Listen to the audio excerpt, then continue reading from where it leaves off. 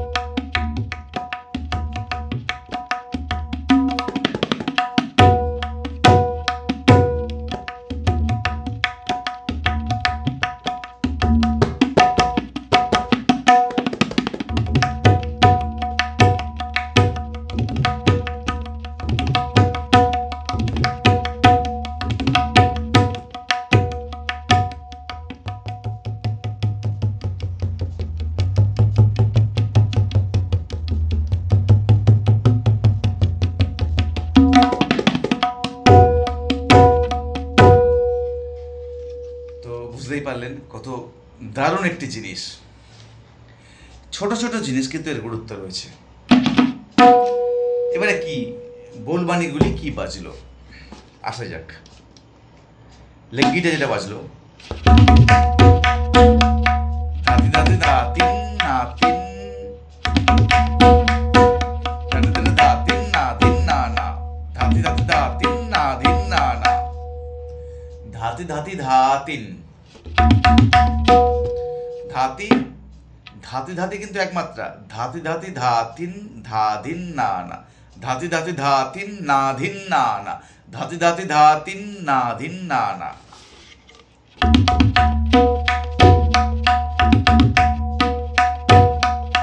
ধাতি ধাতি ধা তিন না ধিন না না, ধাতি ধাতি ধা তিন না ধিন না না, ধাতি ধাতি ধা তিন না ধিন না না, ধাতি ধাতি ধা তিন না ধিন না না, ধাতি ধাতি ধা তিন না ধিন না না।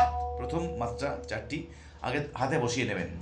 ধাতি ধাতি ধা তিন না ধিন না না। এবার তাতি না না, ধাতি ধাতি ধা তিন না ধিন না না, না ধিন না না, না ধিন না না, না ধিন না না, না ধিন না না, ধাতি ধাতি ধা তিন না ধিন না না, ধিন না না, ধিন না না, ধাতি ধাতি ধা তিন না ধিন না না, না ধিন না না, না ধিন না না।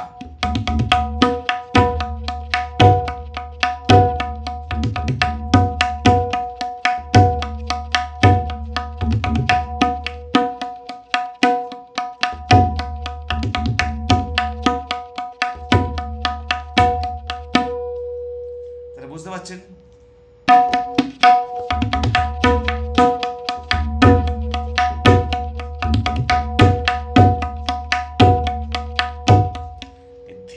ধীনের বায়াটা একটি বিশেষ গুরুত্বপূর্ণ কাজ করছে। এখানে কন্ট্রোলটা কিন্তু আপনাকে করতে হবে। মেন কন্ট্রোল এটা, মেন কন্ট্রোল। আর এটা এই যে এটা ধিনটা কত সুন্দর করে বাজাতে পারবেন, বলার উপরে সব কিছু নির্ভর করছে। দাদি দাদি দা ধিন না ধিন না না, দাদি দাদি দা ধিন না ধিন না না, না ধিন না না, না ধিন না না।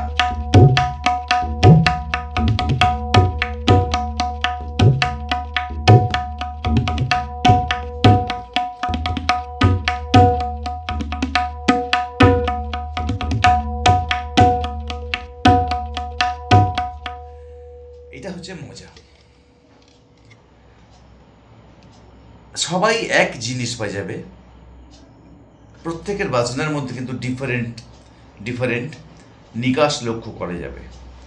তার একটাই কারণ, তার মধ্যেও কিন্তু হয়তো মেজরিটি ভালো বাজাবে। তার কারণটা কি? কিন্তু প্রত্যেকের বাজনা কোয়ালিটি আলাদা।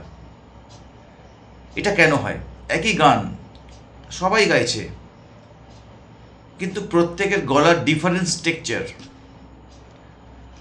কিন্তু প্রত্যেকের আলাদা। প্রত্যেকের গলার গায়কই আলাদা। একটা গান সবাই গাইছে, নোটেশনটা কিন্তু এক আছে, স্বরলিপি এক। কেন হচ্ছে? কারণ প্রত্যেকের গায়কই আলাদা। আমার গুরুজিরা একটা কথাই বলতেন, অনুসরণ করো, অনুকরণ করো না। অনুকরণ করলে বিশেষ তার গুরুত্ব বা ভ্যালু থাকে না। হ্যাঁ, অনুসরণ করতে গেলে অনুকরণ অবশ্যই করতে হবে, কিন্তু গুরু যেটা বাজাচ্ছে মানে সঠিক ওনার মুভমেন্ট, ওনার বডি স্ট্রাকচার, ওনার বাজনার কোয়ালিটি, তুমি বাজনার কোয়ালিটিটা নাও। কিন্তু উনি হয়তো একটু কাঁধ ঝাঁকিয়ে বাজান বা একটু ওনার স্টাইলে উনি বাজান, সেই স্টাইলটাকে নিও না। তাহলে কি হবে? তুমি একেবারেই পুরো কপি করলে। কেউ একজন সিঙ্গার গাইছে, তুমি যদি কুমার শানু গান ওই গলা করে গাইতে থাকো, বা কিশোর কুমারের গান ওই গলা করে গাইতে থাকো, অথবা রুনা লায়লার গান রুনা লায়লার মতো করেই গাইতে থাকো, তাহলে কিন্তু আপনার কোনো আলাদা আইডেন্টিটি তৈরি হলো না। ঠিক একইভাবে তবলার ক্ষেত্রেও তাই। প্রত্যেকটা সাবজেক্ট নকল করে কিছু হয় না। মার্কেটে আসে যায়, হয়তো কিছুদিন থাকা যায়, তারপরে আর বেশি দিন থাকা যায় না। তো এই হলো ব্যাপার।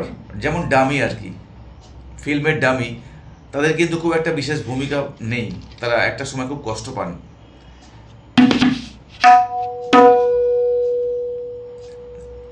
ঠিক যেভাবে আমি দেখাতে চাইছি, আশা করি আমি বোঝাতে পারলাম বলটি কি বলতে চাইলাম।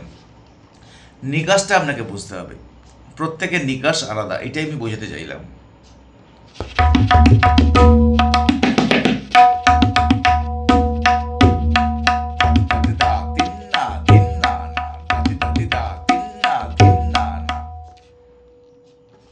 এই প্রত্যেকের হাতের ওজন আলাদা, প্রত্যেকের হাতের ব্যালেন্স আলাদা, তো এইভাবে ভ্যারিয়েশন হয়।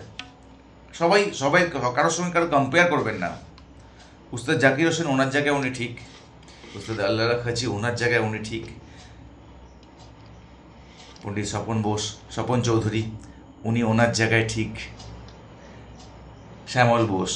পণ্ডিত শ্যামল বোস বিখ্যাত স্টলওয়ার্স আমাদের কলকাতাতে ছিলেন, এবং দিল্লিতেও রয়েছেন, পাঞ্জাবে রয়েছেন, বিভিন্ন জায়গায় বিভিন্ন স্টেটে রয়েছেন। তো তাদের বাজনা আমরা যদি ফলো করি, দেখি পণ্ডিত আনেখালাল মিশ্র, বিরজু মহারাজজির সঙ্গে যারা বাজাতেন, ওই বেনারস ঘরানার যারা রয়েছেন, নানকু মহারাজ, কিষান মহারাজ, এনাদের ঘরানা, কণ্ঠে মহারাজ, এনাদের ঘরানার বাজনা শুনলে মনে হবে যে এনারা কত পরিশ্রম করেছেন। কত পরিশ্রম না করলে ওই ওজনের বাজনাটা বাজতে পারে। তো আমাদের শুনতে হবে, জানতে হবে। জানার আগ্রহ যত বাড়াবেন তত দেখবেন মনে হবে আপনি কোথায় কোন গভীর সমুদ্রে তলিয়ে আছেন। আর যখন ভাবতে থাকবেন যে আমাকে এই গানে বাজানোটা দিন স্যার, আমাকে এই গানটা কি বেজেছে বাজিয়ে দিন, গিলিয়ে আমাকে খাইয়ে দিন, মুখে তুলে খাইয়ে দিন, এই করতে করতে আপনার কিছুই হবে না। সঙ্গত করাটা কিছু নয়, তার জন্য বেসিক তৈরি করতে হবে। বেসিক লেসন তৈরি করতে হবে। তেরে কেটে কী বাজে, তেটে কী বাজে, ধেনে ঘেনে কী বাজে, গদি ঘেনে কী বাজে, ধেরকেট কী বাজে, তেরে কেটে তাক কী বাজে, তাঙেড়ে ধা ডিঙেড়ে ধা, এসব বোলগুলো কোথা থেকে এসেছে? বিখ্যাত ঘরানার বোল।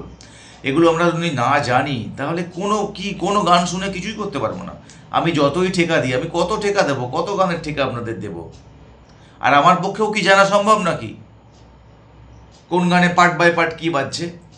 শুনে বলে দিতে পারবো সঙ্গে সঙ্গে কী বাজছে।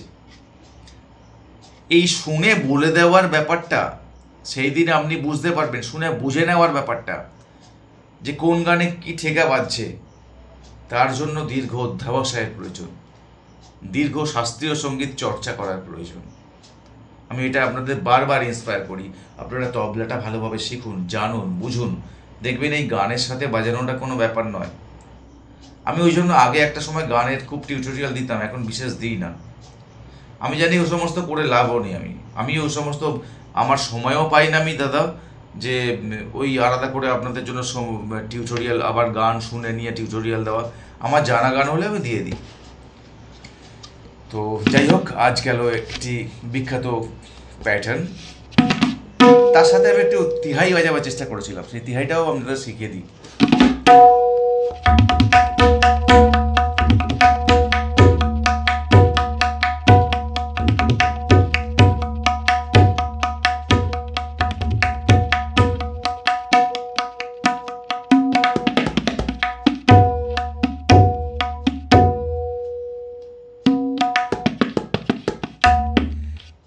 नाना केटे तक तेरे केटे, तीन नाना केटे तक तेरे केटे, तीन नाना केटे तक तेरे केटे, देन नाती धा, नाती धा, नाती धा। কিরকম ভাবে যাচ্ছে বিটটা? তিন নানা কেটে তাকে তেরে কেটে নাতি ধা, নাতি ধা, নাতি ধা। তিন নানা কেটে তাকে তেরে কেটে নাতি ধা, নাতি ধা, নাতি ধা।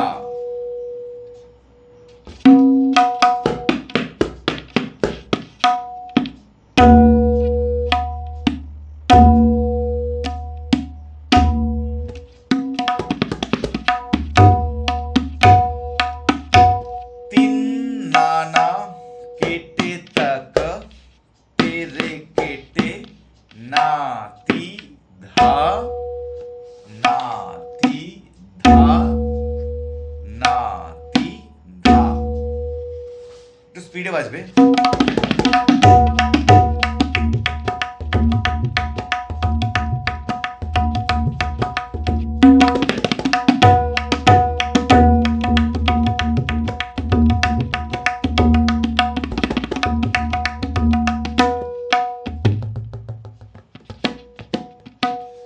বন্ধুরা, আজ ছিল এই পর্ব। যদি ভালো লাগে টিউটোরিয়ালটি অবশ্যই লাইক দেবেন, আপনাদের বন্ধুদের শেয়ার করবেন, আর মতামত দিতে ভুলবেন না। আগামীকাল আবার দেখা হচ্ছে সন্ধ্যে 6টা থেকে 7টা। বাই।